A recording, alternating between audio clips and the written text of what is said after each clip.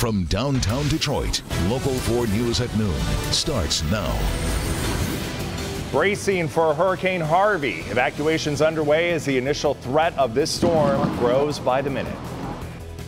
Plus, a mother in custody after her 8-month-old ends up dead. What police discovered that she could be released this afternoon.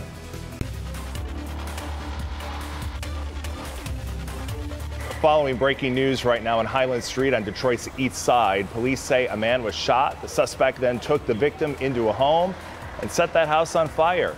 The fire department was able to get the victim transported to the hospital. Right now, we are told the victim is in serious condition. Stay with Local 4 and click on Detroit.com for any updates on that breaking story. The other story we mentioned at the top of this newscast, a 27-year-old mother is in custody right now after her 8-month-old baby was found dead in a Warren apartment. Local 4's Coco McAvoy joins us live. She just checked in with Warren Police. And Coco, what are we learning right now about this situation? Hank, we learned a lot of new information. For one, the mother came voluntarily to the Warren Police Department for questioning, but then she kept changing her story. The Warren Police Commissioner says she first said that her baby was choking on some food, but then she said that she was bathing her baby and that he possibly could have drowned. Now, an autopsy was completed, but they're not releasing that information until they can do further testing. So let's show you some video from the scene last night to give you a better idea of how this all started. This all took place at the Warren Manor Apartments on DeQuinder near 8 Mile Road. Fire crews were called to the apartment complex after a neighbor called 911. When crews arrived, they found the mother and 3 neighbors trying to revive the baby. The fire department took over and also tried reviving the baby, but they were not able to. The baby was then pronounced dead at the hospital.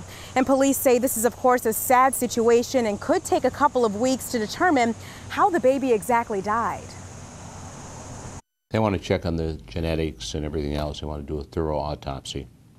It's a sad situation. Anytime you lose a infant, a small child like this, it's very sad. And our hearts go out to the family, and the officers that were there. It's always difficult for them, and the firefighters when you're dealing with an infant like that.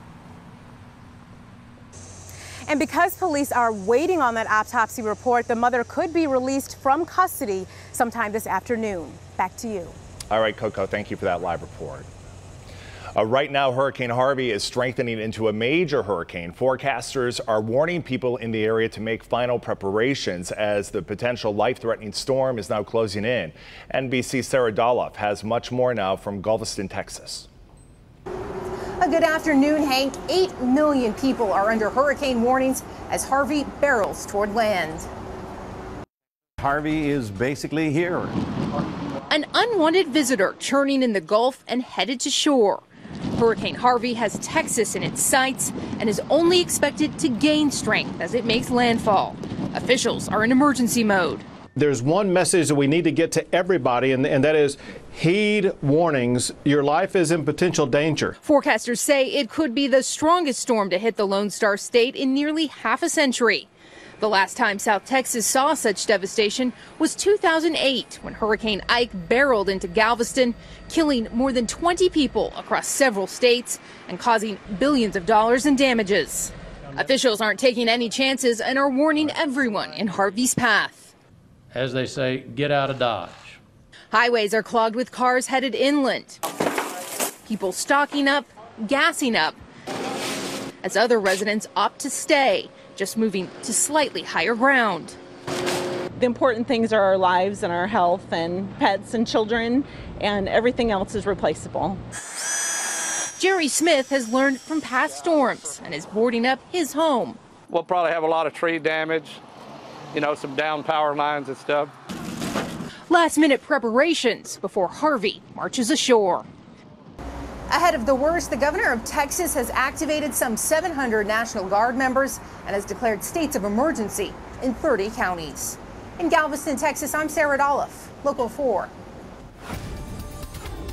Sarah, thank you for that report from Texas. And Paul, I know this is a storm you're keeping a close eye on right now, picking up some steam and strength as it makes its way into Texas, right? Yes, while it's still over the Gulf waters, which are very, very warm, there is still the potential for some strengthening. And right now, this is a borderline Category 3 storm. Right now, the winds are 110 miles per hour, and all it needs is another 5 mile per hour strengthening, and you're going to be at a major hurricane status. This is the new GOES 16. Technically, it's still called experimental imagery, high-resolution imagery, and you can see this well-developed eye here and this very dense overcast here with all these very intense storms around. As we kind of broaden out the picture just for a moment, just to give you a better perspective, here's southern Louisiana right here. So you see there's New Orleans, here's Houston, Corpus Christi, and Brownsville. So this is the Texas coast right here. Look at this storm. It's almost as big as the entire state of Texas, and that's a pretty big place. Now let's switch over to radar. Radar is even more impressive in some respects. You can actually see the individual bands, and these bands are very intense torrential downpours of storms, and then the strongest wind as you get in closer to the center, that's where you get your strongest winds. So this band right around the center here is where the winds are right now over 100 miles per hour. And that's not just a single gust. This is continuously blowing winds of 100, 110 miles per hour around that center. Now the track, and this is the scariest part of the storm. It's not the strength, but rather the track. Today's Friday. It meanders all along this Texas coast. And this is the position right here, even downgraded to a tropical storm at that point. This is the position by next Wednesday. So we're looking at this storm with all of that torrential rain I showed you all along the coast here for the next 4 or 5 days. So even though the wind is going to get a lot of attention, it's really the water that you need to remember with this storm. Not just the wind pushing the water ashore, the storm surge, but also just the amounts of rain falling. For us, we don't have anything to complain about. We just have lots of sunshine this afternoon, partly cloudy in some spots, 73 for the high, Hank, and I'll be back with a weekend forecast in just a bit. All right, Paul, sounds good. Thank you. Well, we've just learned the former Volkswagen engineer who conspired to cheat U.S. emissions has now been sentenced 40 months in prison, and he must pay a $200,000 fine. James Lang pled guilty last September for his role in a nearly 10-year emissions conspiracy scandal. He is responsible for implementing software designed to cheat U.S. emissions testing in thousands of Volkswagen clean diesel vehicles. Right now, Detroit police need your help finding this man, former championship boxer Bailey Siko, a 58-year-old man wandering away from his veterans housing facility that's on Chrysler Drive in the Midtown neighborhood of Detroit. He was last seen on Thursday. The man also goes by his professional boxing name of Joe Manley. We are told that he does have dementia. If you have seen this man, please call Detroit police right away. Police in Farmington right now are looking for a man captured on video stealing from a tip jar from a local store. Take a look at the photos. They were taken by surveillance cameras at the Fresh Time Market in downtown Farmington. After leaving the store, he went into Dagwood's Deli where he stole the tip jar while the staff was distracted. No word on how much money the man was able to get away with. Over to Bloomfield Township. This one will leave you scratching your head. Take a look at this guy. He is wanted for shoplifting Sunday at the CVS store on Telegraph. Now, according to police, the man entered the store with a backpack and filled it with over $4,000 worth of Rogaine. He then took off. Anybody with information being asked to call Bloomfield Township Police. Wait a minute, here we go. Oh, here we go at home. Romine and Cabrera get into it. Quite a memorable melee in Motown. No word yet any possible punishment or charges for Miguel Cabrera, who started the bench-clearing brawl against the Yankees yesterday. Cabrera, often called the team slugger, but no one saw that coming yesterday. After a pitch was thrown at Cabrera in the bottom of the 6th inning, he shoved back and shoved catcher Austin Romine. Both started throwing punches. It was clear Cabrera had just had enough. I tell him, you got any problem with me? And he said, why? I said, because I tried to calm down this and you tried to act tough. And he took off his smile like he wanna fight, so I mean, that's what happened. There was a fight, I understand that, but I'm not gonna let someone try and throw punches at me. I'm gonna defend myself. So you thought it was intentional? Yes. Definitely got heated. 2 other times the dugouts emptied, both times after someone was hit with a pitch. Again, the league expected to hand out possible suspensions. We could find out who and also how long, and that may come down a little bit later today. Still ahead here at noon, pulled out of the bay. Police and fire crews rushed to get a car out of the water, but it's what was found inside that surprised everyone. And waiting to explode, the Costa Rican volcano that has finally erupted. Also this noon, chaos in the workplace, new information surrounding a deadly altercation between two employees. Tragedy strikes in downtown Charleston after a disgruntled employee kills a former co-worker. SWAT teams were called to the scene Thursday afternoon at a popular restaurant when a dishwasher who'd recently been fired shot and killed the chef. Officials were able to get most of the customers out, but a small number were held hostage for about 3 hours. They were eventually freed and thankfully unharmed. Police shot the gunman. He is taken to the hospital and right now in critical condition. Costa Rica's Pav's volcano erupted early Thursday morning. The eruption was caught on camera, lasted about 3 hours. Time-lapse images show heavy smoke coming out of the crater. The volcano has been active for several months, resulting in a drop in tourist revenue in that area, as you would expect. The volcano's surrounding park is expected to remain closed while that activity continues. Kayakers in a California bay were shocked when they found a car nearing the shore Thursday evening. Police and fire crews pulled the Audi A4 sedan out of the bay while divers searched the area for victims. No one was inside the vehicle. A man who lived in the area told police that the Audi belongs to him and it was stolen sometime Thursday morning. Coming up here at noon, as we approach the end of the summer movie season, we're going to take a look at some of the movies that were hits and others that bombed at the box office. Paul? Well, Hank, we have a beautiful day in progress. Notice we have a little action back to the west. So how long is it going to take for this stuff to get here? What about the impact on the weekend? Well, we will talk about that just ahead.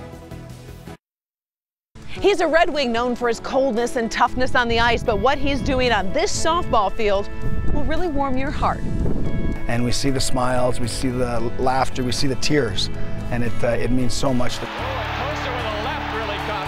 He's one of the most penalized players in NHL history. But what Joe Kocur is doing now is bringing tears of joy. He's tough as nails, but he's got a heart of gold. Making his mark off the ice and changing lives. My one-on-one with Joe Kocur tonight at 11. The biggest...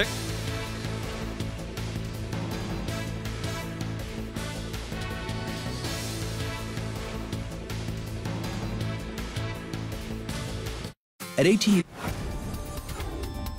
All right, it's just getting ready to head out the door at this noon hour. We are looking really nice. Lots of sunshine, a few puffy cumulus clouds. Those are harmless, just makes for a prettier sky. Temperatures right now in the mid to upper 60s, so a very pleasant way to start our afternoon. Okay, if you just missed the earlier part of the newscast where I gave you an update, this is Hurricane Harvey right here, and you can see that this is a very well-developed storm right here. And basically, when you see a hurricane, it's basically a very deep area of low pressure, very low pressure. And since the pressure is changing much more rapidly near the center, near this eye, it's these right here, these bands of storms right here that have right now continuous 100 to 110 mile per hour winds, and it's heading right toward the coast. And notice all of this rain.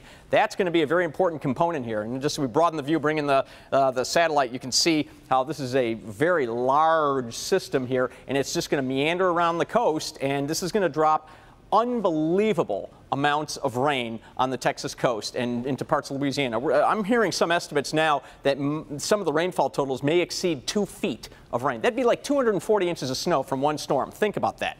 All right, we have lots of sunshine here. We have this little system to the west. Keep in mind, when you get a hurricane, especially a big one down in the Gulf or in the southeast, tends to slow down the weather patterns. As you'll see now, this thing is going to take a long time to get here. We have high pressure over us now, giving us the clear skies.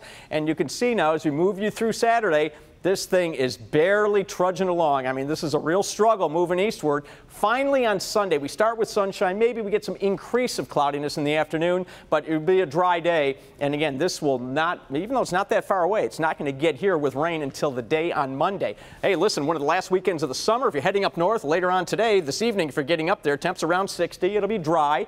Getting into your Saturday, well, Saturday morning, temps rising into the 50s. Rain off to the west, maybe the very western part of the UP, and it kind of stays that way through the day. So nice day on Saturday up north with plenty of sunshine, and notice temperatures for highs in the upper 60s to near 70. Then as we get into the day on Sunday, well, the rain is starting to make some progress eastward, and through the day, it's a struggle. So western part of the up north area, we'll call it, we'll maybe see some showers on Sunday. But those of you to the east, Alpena, Taos, that area, you'll stay dry. Notice temps only in the 60s on Sunday. So for us, well, we're not complaining. Lots of sunshine with those puffy cumulus clouds we talked about. 73 for the high, very light breeze from the north. That'll keep those of you that are downwind to Lake Huron a little bit on the cool side this afternoon. Tonight, clearing skies. 53 the overnight low, so not quite as cold as we've seen in recent nights, but still quite chilly, although it's good sleeping weather.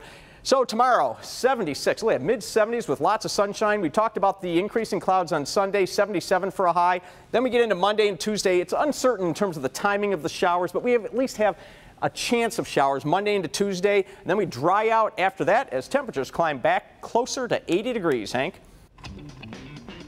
All right, Paul, thank you. Looks good. You know, as we approach Labor Day, that means the sun is setting on Hollywood's blockbuster movie season.